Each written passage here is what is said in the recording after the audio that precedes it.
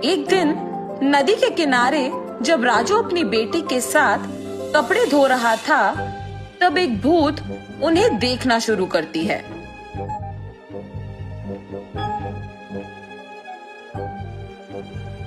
न जाने मैं कब ऐसे कपड़े पहनूंगी। ऐसे उन कपड़ों के पास जाकर उन्हें पकड़ने की कोशिश करती है, लेकिन उन्हें पकड़ नहीं पाती है। तब क्या मैं इस कारण इन कपड़ों को पकड़ नहीं पा रही हूँ कि मैं एक भूत हूँ? ऐसे सोचकर राजू की बेटी रेखा की ओर देखती है। बिना कुछ सोचे समझे उसके अंदर घुस जाती है। घुसने के तुरंत बाद लाल लहंगा और जैकेट मौजूद जगह को भाग के जाती है और हाथों में कपड़ों को पकड़ के बहुत खुश हो जाती है। बेटी को ऐसे अजीब तरह से पेश आते देख राजू कहता है, हाँ क्या हुआ तुम्हें रेखा, वहाँ खड़ी हो, बहुत सारा काम है, चलो। लेकिन रेखा में भूत घुसने के कारण वो कुछ नहीं कहती है। तब राजू उसके पास जाता है।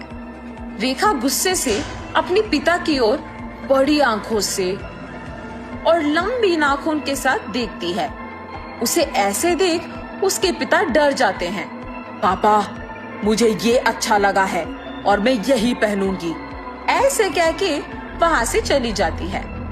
रेखा को ऐसे देख उसके पिता डर डर के घर धीरे से सारे कपड़े लेके पहुँचते हैं।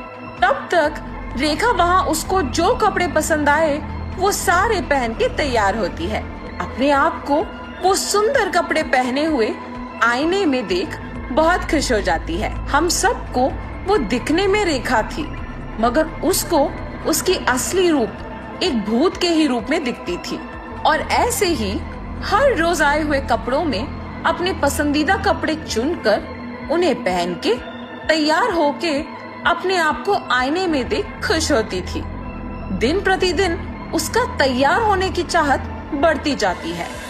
राक्षस की तरह अपनी बेटी का व्यवहार देख राजू परेशान होता था, मगर अपनी बेटी की सच्चाई को किसी से कह भी नहीं पाता था, और अगर कहा भी तो वो ये सोच के डर जाता था कि उसका नतीजा क्या होगा। एक दिन जब गांव के जमींदार राजू को धोने के लिए कपड़े लेने के लिए बुलाते हैं, तो राजू वहां जाता है। कपड़े लेके जब राजू वापस घर पहुंचता है तो सारे कपड़े बाहर निकालता है।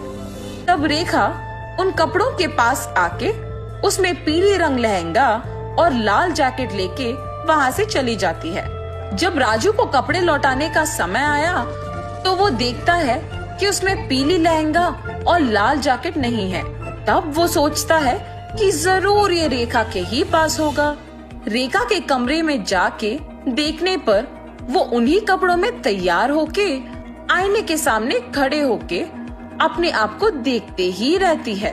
आईने में भूत का डरावना चेहरा देख राजू डर के मारे चिल्लाता है, हाँ? तुम यहाँ क्या कर रहे हो? राजू उसके ऐसे पूछने पर कांपते हुए कहता है, अम्मा, आपने जो कपड़े पहना है वो जमींदार की बेटी की है। इनको आज उन्हें लौटा देना है, कृपया उन कपड़ों को दे दो। हाँ? क्या कपड़े? बिल्कुल नहीं दूंगी, जाओ यहाँ से। ऐसे कपड़े उनके पास बहुत होंगी। अगर आप अभी इन कपड़ों को वापस कर देंगे तो और भी कपड़े लेके आऊंगा। अब अगर मैं इन कपड़ों को नहीं लौटाऊंगा तो मेरा व्यापार नहीं चलेगा। मैं हाथ जोड़ के विनती करता हूँ, वापस कर दो, तुम मेरी बेटी नहीं हो। हा हा हा, सही पहचाना। हाँ, मैं तुम्हारी बेटी नहीं हूँ। ऐसी और कपड़े हैं? हाँ, बहुत सारे। तो फिर इन कपड़ों की मुझे क्या जरूरत? ऐसे कहकर उन कपड़ों को वहां छोड़ के हवा में उड़ के गायब हो जाती है। ये जान के जमींदार की बेटी के पास बहुत सारे कपड़े हैं, वो सीधा उनके ही घर पहुंच जाती है। अच्छे कपड़ों के लिए सारे कमरे छान मारती है। उस घर में मौजूद जमींदार के परिवार वासियों को राजू की बेटी का व्यवहार कुछ समझ में नहीं आता है। जमींदार की बेटी अपने पिता को बुला के कहती है, पापा, पापा, राजू की बेटी रेखा बहुत अजीब तरह से पेश आ रही है। ऐसे कहते ही वो वहां जाकर कहता है, ए लड़की, क्या कर रही हो? पागल हो गई हो क्या? जमींदार के ऐसे कहने पर क्रोधित होके रेखा जोर से चिल्लाते हुए अलमारी को उठा के उन पर फेंक देती है। सभी डर जाते हैं और जो कुछ भी वो मांगती है उसके सामने रख देते हैं। रंग बिरंगी कपड़े, जेवर, चूड़ियां